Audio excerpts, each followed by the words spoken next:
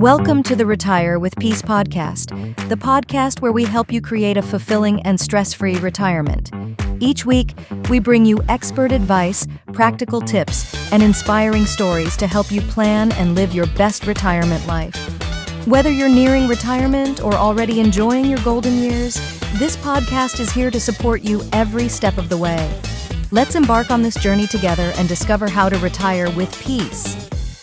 Welcome back to the Retire with Peace podcast. As always, I'm your host, Dave Ziegel, and the evidence is clear that good retirement plans do not fail unless you do. Let's talk about that a little bit and back up and say, what does it mean for you to fail? What does it mean for a retirement plan to fail? Let's start with the plan itself first. A good retirement plan, the evidence is clear on this. The retirement plan itself doesn't fail as long as it's put together well and you understand the adjustments that can be made along the way.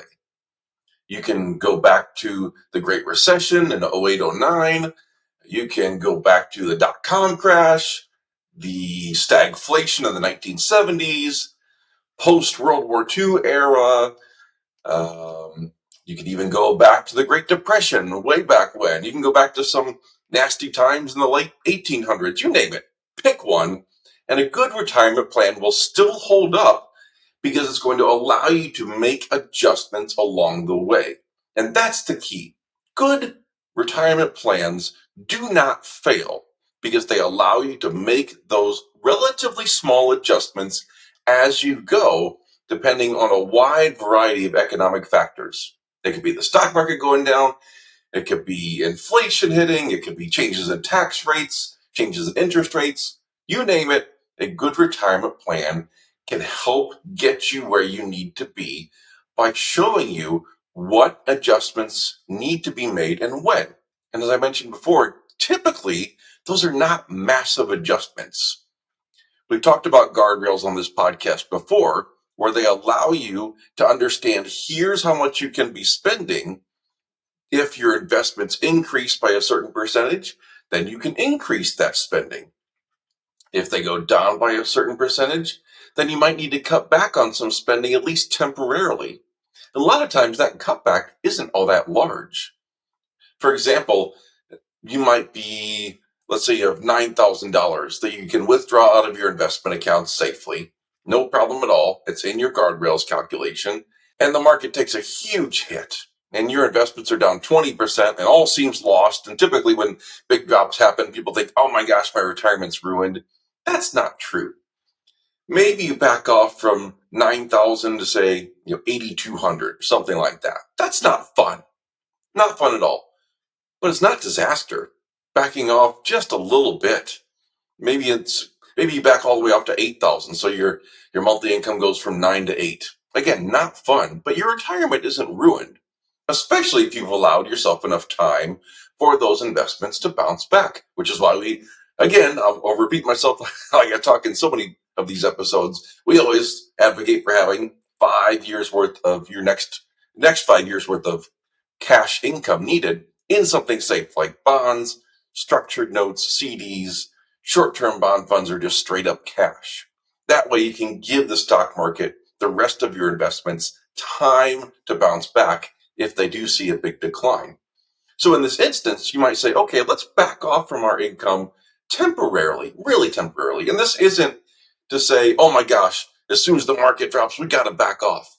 If the market drops and stays down for, I'd say, a good 6 months, that's when you need to start looking at backing off and giving yourself a little bit more time for things to regrow. But again, that takes a pretty substantial decline in the market in the first place, and it requires that it's staying down for a decent amount of time, even before you think about making an adjustment. But those guardrails allow you to make those relatively small adjustments temporarily while you let things bounce back. And that, just by itself, not even talking about the investment structure like we talk about all the time, but just understanding what adjustments need to be made or not. That way you're not panicking out of the stock market or something crazy like that at the wrong time. Those guardrails allow you to have a good retirement plan and show you when adjustments need to be made or not. Now, I mentioned that good retirement plans don't fail, but unless you do. Now, how is it that you might fail? Well, I already mentioned pulling money out of the stock market when it's down and panicking and going crazy. And it's not that you can't make some adjustments to take some money out of the stock market. That's fine. But I've seen way too many people just go straight to cash. The market goes down. It's like, forget it. I'm going all in cash. Don't do that. That's generally not a great strategy because 99% of the time you don't get back in quick enough. You miss out on a lot of the gains, and really you took a good chunk of loss. Then you took the money out. Maybe you spared yourself some extra loss by taking it out and putting it into cash. But then most of the time, people are not getting back in quick enough, and you wind up losing again on that opportunity cost of the upside.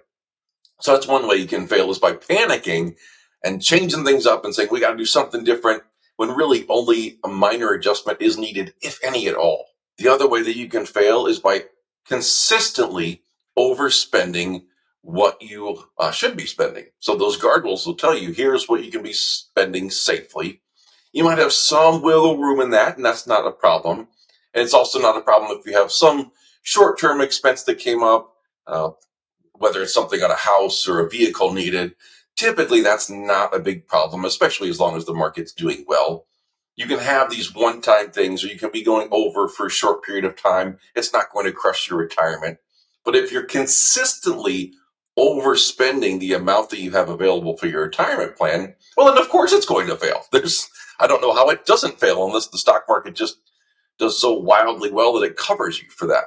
So the plan itself will work. It'll tell you, if you're using these guardrails, when to make the adjustments. You just need to stay within those guardrails, knowing you can go out of bounds a little bit here and there, or for the short term, it's not going to destroy anything. We're also forecasting out for many decades, so we try to be conservative and say that you're going to live a long life. You might not even live that long in the first place, and so maybe the plan's already a little bit extra conservative, so you're spending slightly more for short periods of time while you're younger. Again, those things are not a big issue. It's when you're consistently overspending over a long period of time that you're really kind of by default going to ruin your own retirement plan. But otherwise, if you can stay within these guardrails and know that the guardrails are going to help you make adjustments as things go up and down, your retirement plan isn't going to fail. The evidence is clear. You can go back and test it against any time in recent history, recent being probably the past 150 years, and you're going to be fine. So you can have these guardrails in place, have a good retirement in place, and sleep well knowing that you're on a good path, as long as you don't mess it up. Thanks so much for tuning into this episode. I really appreciate your support and hope you found value in the conversation. If you enjoyed it, be sure to subscribe, leave a review, and share it with someone who might benefit from it. Your feedback helps keep the show growing. Until next time, take care and stay strong as we learn to retire with peace.